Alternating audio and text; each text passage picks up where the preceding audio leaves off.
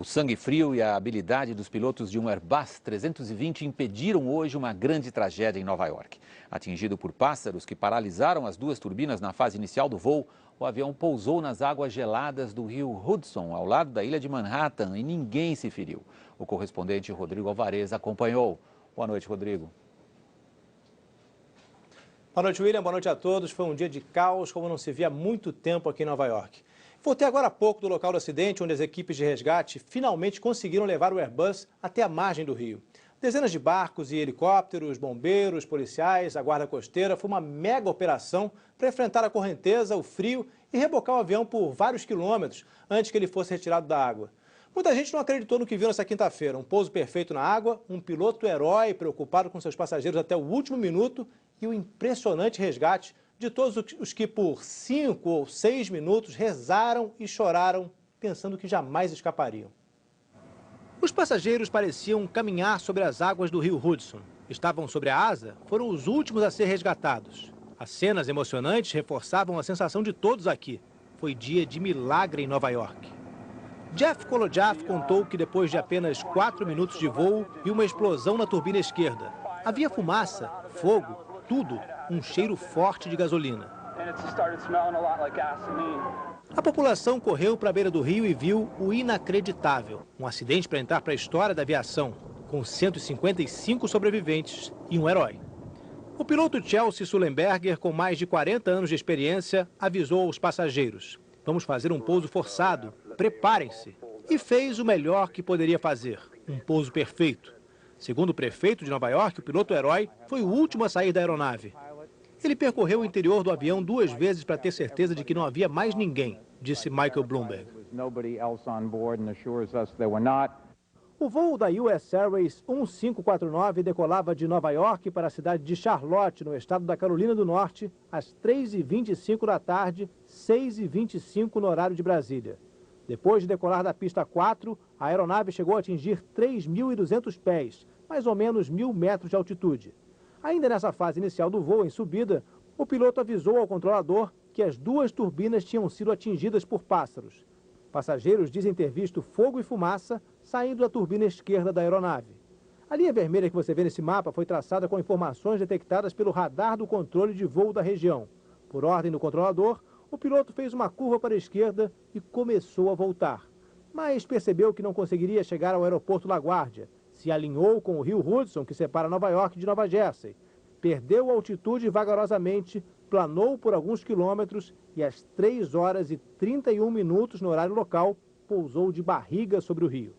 O local do pouso, em frente à ilha de Manhattan, na altura da rua 42, é cheio de piers de embarcações de recreio. Várias delas ajudaram no trabalho de resgate. Segundo o relato dos passageiros, dentro da cabine o comandante avisou sobre a situação de emergência. Algumas pessoas começaram a rezar. O piloto mandou que todos adotassem posição de impacto. Já com o avião sobre o rio, alguns passageiros retiraram os assentos flutuantes, mas não foi necessário usá-los. Uma imagem rara, um avião de grande porte sendo rebocado pelas águas do rio Hudson, aqui em Nova York. Nesse momento, por volta de 5 da tarde, a notícia que se tem é de que todos os passageiros e tripulantes sobreviveram ao acidente.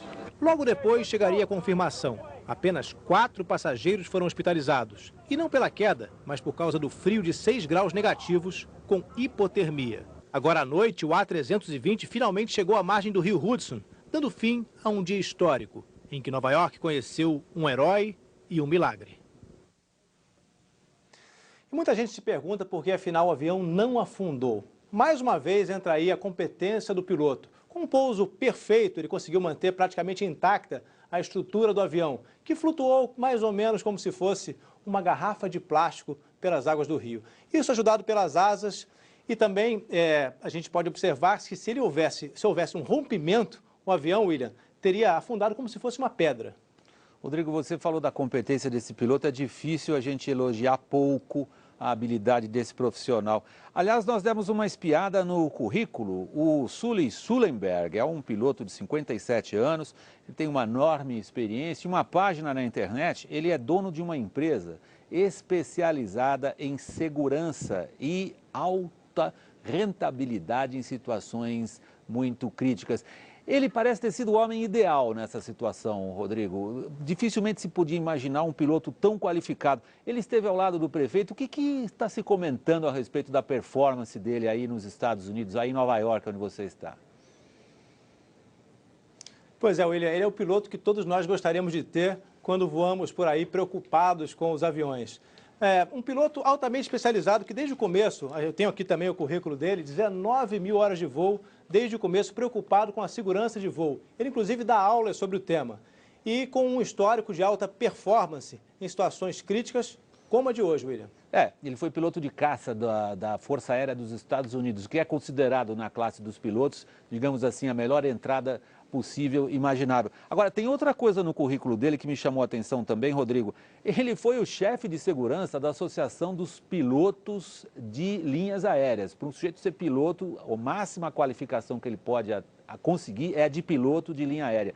Agora, ele estava lá na Califórnia, onde você viveu bastante. Eu, conhecendo, e você é muito melhor ainda do que todos nós, o espírito de empreendedorismo dos californianos, essa empresa dele na Califórnia de segurança agora vai bombar. Vai bombar, William. Inclusive porque no currículo dele, você já leu também, a gente vendo aqui, ele é especialista em engenharia de voo também, ele conhece os detalhes da segurança de voo, dá aulas lá na Universidade de Berkeley, na Califórnia, como professor visitante, ou seja, é um especialista, um homem dedicado desde o princípio, pronto para fazer o que ele fez hoje. E a informação que nos chega agora é que essa foi a primeira vez em 50 anos, William, que um jato comercial fez um pouso na água sem nenhuma fatalidade. Rodrigo, muito obrigado. Boa noite aí em Nova York.